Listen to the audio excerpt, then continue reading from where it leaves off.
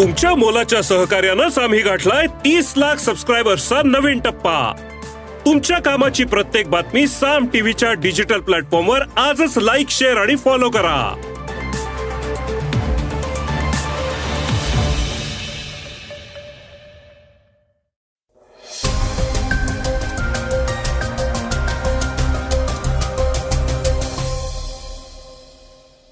श्रोतेहो नमस्कार, मी अनिरुद्ध गद्रे आणि आपण ऐकत आहात सकाळ पॉडकास्ट. एकीकडे शिवसेना राष्ट्रवादीतील पडझड सुरूच असताना दुसरीकडे सुधीर तांबेंची काँग्रेसमध्ये घर वापसी होणार असल्याचं कळतंय. समस्त भारतीयांना इस्रोचा अभिमान असला तरी विद्यार्थी तिथे नोकरीसाठी यायला तयार नाहीत, अशी खंत इस्रोच्या प्रमुखांनी व्यक्त केली आहे. शिवसेनेतील अपात्र आमदारांविषयी निर्णय 20 ऑक्टोबरवर ढकलला गेलाय.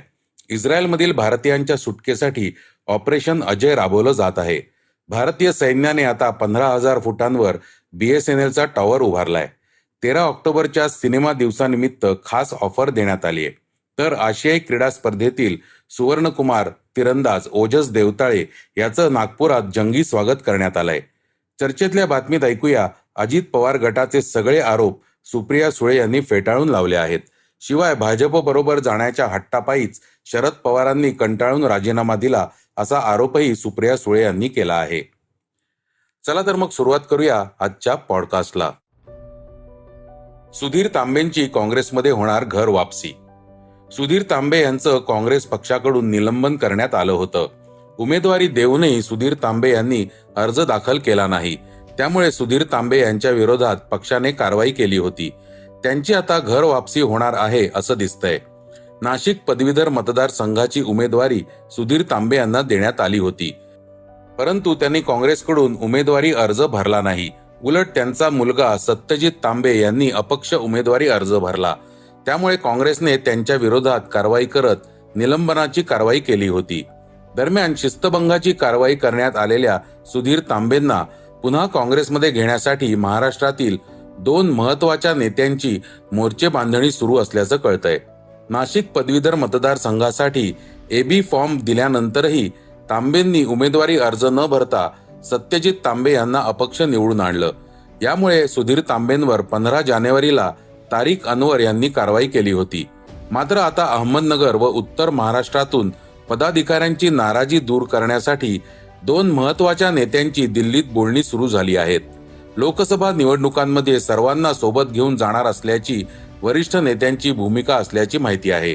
प्रदेशाध्यक्षांकडून कोणत्याही ग्रीन सिग्नल न आल्याने संबंधित नेत्यांची दिल्लीत मोर्चे बांधणी सुरू केली आहे. त्यामुळे तांबेंवर करण्यात आलेली निलंबनाची कारवाई मागे घेतली जाणार का? पुन्हा एकदा त्यांना पक्षात स्थान दिलं जाणार का? किंवा त्यांना दुसरी कोणती जबाबदारी देण्यात येणार का?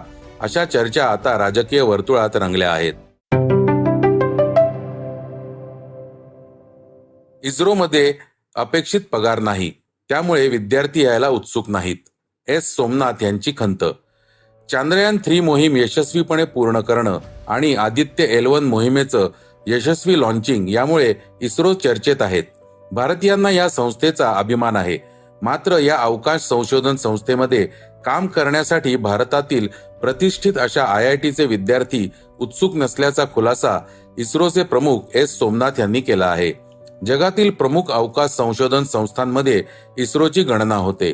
कित्येक कठीण स्पेस मिशन यशस्वीपणे पार पाडण्याचा विक्रम इस्रोच्या नावावर आहे. मात्र असं असतानाही IIT मधील विद्यार्थी इस्रोमध्ये काम करण्यास तयार होत नाहीत, अशी खंत सोमनाथ यांनी व्यक्त केली. भारतातील उत्तम इंजिनियर्स IIT मधून बाहेर पडतात, मात्र त्यांना इस्रोमध्ये काम करण्यात रस नाही, असं सांगताना सोमनाथ यांनी त्याचं कारण सुद्धा सांगितलं. आणि ते कारण अर्थातच आर्थिक आहे. सोमनाथ म्हणाले, याचं सगळ्यात मोठं कारण पगार हे आहे. एकदा इस्रोची टीम कॅम्पस प्लेसमेंटसाठी IIT मध्ये गेली होती. त्यावेळी इस्रोमधील संधी आणि कामाची पद्धत विद्यार्थ्यांनी ऐकून घेतली. त्यांना त्याविषयी उत्सुकता वाटली. मात्र जेव्हा पगाराविषयक माहिती देण्यात आली तेव्हा तेथील निम्म्याहून अधिक विद्यार्थी उठून गेले. एका अहवालानुसार इस्रोमध्ये इंजिनियर्सचा सुरुवातीचा पगार साधारणपणे 56,100 रुपये प्रति महिना एवढा आहे. तर इस्रोचे चेअरमन सोमनाथ यांचा पगार 2.5 लाख रुपये महिना एवढा असल्याचं कळतं. दुसरीकडे IIT मधून बाहेर पडणाऱ्या विद्यार्थ्यांना इतर क्षेत्रात मिळणारा सरासरी पगार हा इस्रोच्या चेअरमनच्या पगारा एवढाच आहे असं दिसतं. त्यामुळेच IITतले विद्यार्थी इस्रोकडे यायला तयार नसतात. त्याऐवजी ते बलाढ्य पगार देणारी दुसरी एखादी नोकरी शोधतात. शिवसेनेतील अपात्र आमदारांविषयक निर्णय 20 ऑक्टोबरला घेतला जाणार. शिवसेनेच्या आमदारांच्या अपात्र प्रकरणी कालची सुनावणी संपली. ठाकरे गटाने दाखल केलेल्या 3 अर्जांवर सुनावणी झाली. या अपात्रतेच्या याचिकांवर निर्णय घेण्यास विलंब होत असल्याचा विरोधकांनी आरोप केला आहे. पुढील निकाल 20 तारखेपर्यंत अपेक्षित आहे. मुख्यमंत्री एकनाथ शिंदे यांच्या नेतृत्वाखालील शिवसेनेच्या 20 एकूण 40 पैकी आणि माजी मुख्यमंत्री उद्धव ठाकरे यांच्या नेतृत्वाखालील शिवसेनेच्या सर्व 14 आमदारांसह 2 प्रतिस्पर्धी गटातील 34 आमदारांविरुद्ध अपात्रतेच्या याचिका प्रलंबित आहेत. गेल्या वर्षी एकनाथ शिंदे यांच्या बंडखोरीतून हे गट निर्माण झाले, ज्यामुळे शिवसेनेत फूट पडली आणि शिवसेना, काँग्रेस आणि राष्ट्रवादी काँग्रेस पार्टी यांचा समावेश असलेल्या तत्कालीन महाविकास आघाडी सरकार पडलं. शिंदे गटाचे वकील म्हणाले, सर्व आमदारांना वैयक्तिक बाजू मांडण्याचा अधिकार आहे. त्यामुळे याचिका एकत्र केल्या तर तो अधिकार राहणार नाही असं आमचं म्हणणं आहे. आम्ही अध्यक्षांना सांगितलं की लवकर सुनावणी घ्यावी. या प्रकरणी 20 तारखेपर्यंत निर्णय अपेक्षित आहे. त्यांच्याच अर्जावर युक्तिवाद झाला. वेगवेगळ्या याचिकांमुळे विलंब होत आहे. प्रकरण लवकर निकाली काढायचं असेल तर ठाकरे गटानेच काय ते ठरवावं असे शिंदे गटाचे वकील म्हणाले. तर ठाकरे गटाचे नेते अनिल देसाई यांनी मुद्दाम निकालाला वेळ लावण्यात येत असल्याचा आरोप केला. ते म्हणाले, कायद्याचा कीस पाडण्याचा प्रयत्न होत आहे. अपात्रतेची टांगती तलवार शिंदे गटाच्या डोक्यावर आहे. ती टाळण्यासाठी वेळ काढूपणा करण्याचा प्रयत्न चालू आहे. या प्रकरणी सर्वोच्च न्यायालयाने दखल घ्यावी. अध्यक्ष लवकर निर्णय देत नसल्याने आम्हाला न्यायालयात पुन्हा मागणी करावी लागेल असं दिसतंय.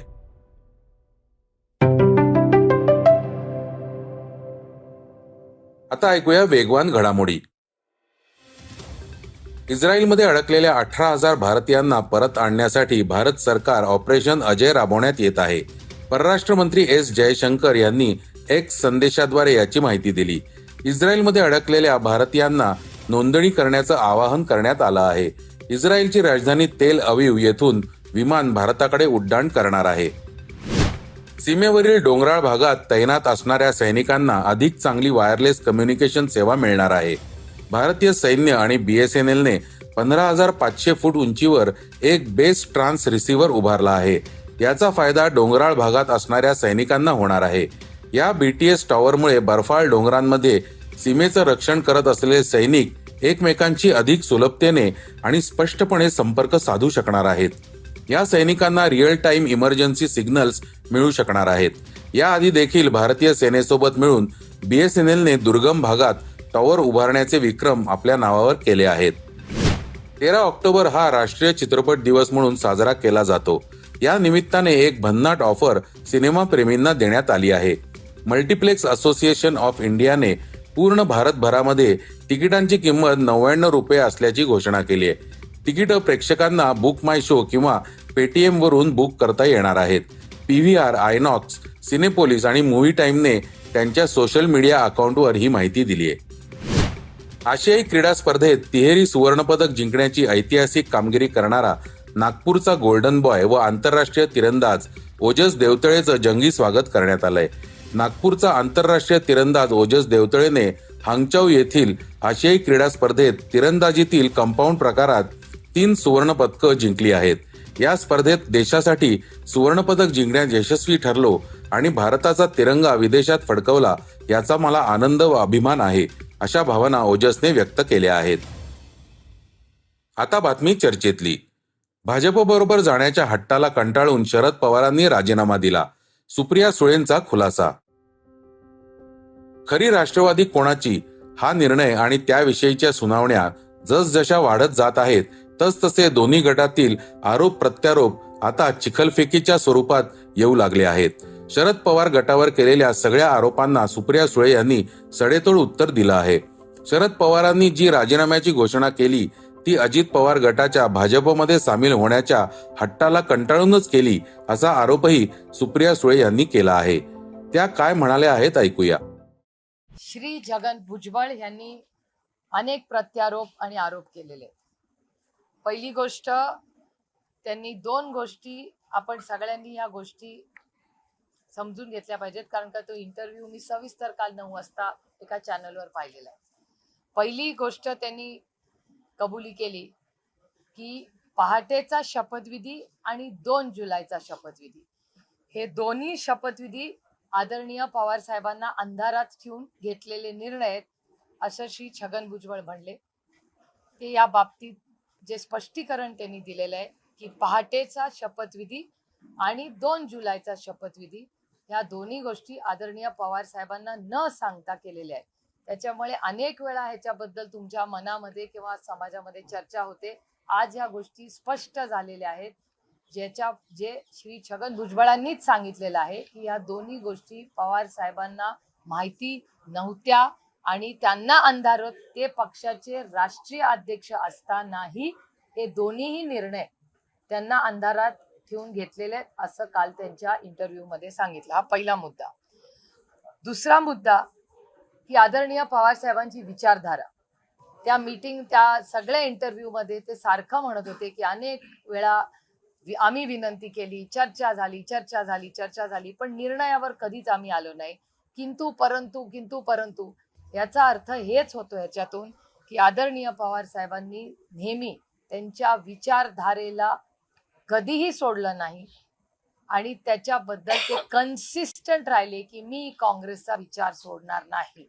हे त्या इंटरव्ह्यूतून होतं. तिसरी गोष्ट महत्वाची होती की त्यांनी आणखीन एक गोष्ट सांगितली की भारतीय जनता पक्षाची चर्चा झाली. आता मला भारतीय जनता पक्षाला एक प्रश्न विचारायचा आहे की एकीकडे तुम्ही एनसीपीला नॅचरली करप्ट पार्टी म्हणत होता 2014, 17, 19, 21, 22, 23 पर्यंत.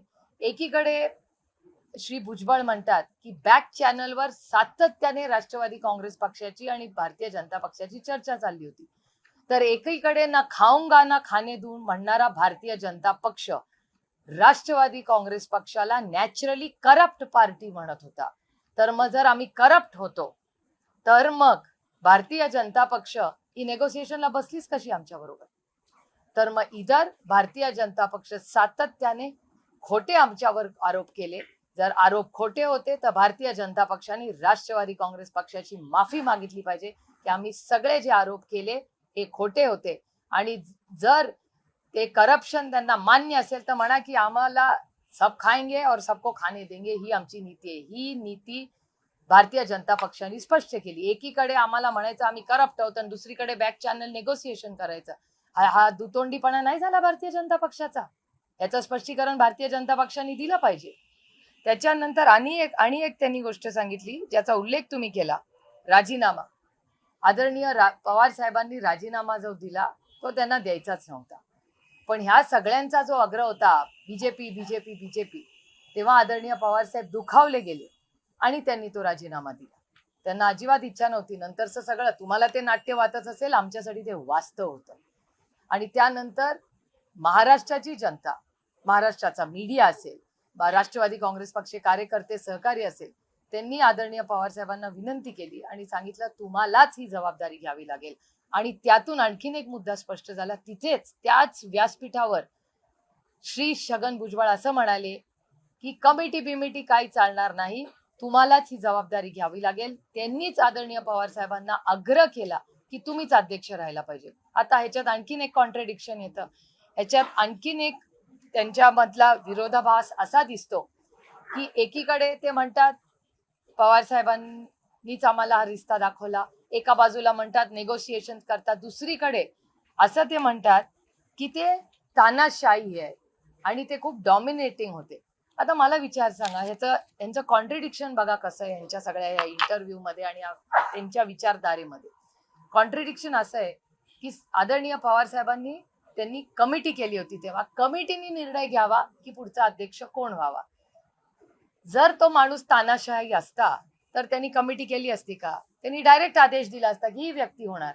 आणि कमिटीला विरोध कोणी केला तर श्री छगन भुजबळांनी केला त्यांच्या भाषणात, जो ज्या चॅनलमध्ये दाखवला की कमिटी बिमिटी काय चालणार नाही, आम्हाला तुम्हीच पाहिजे.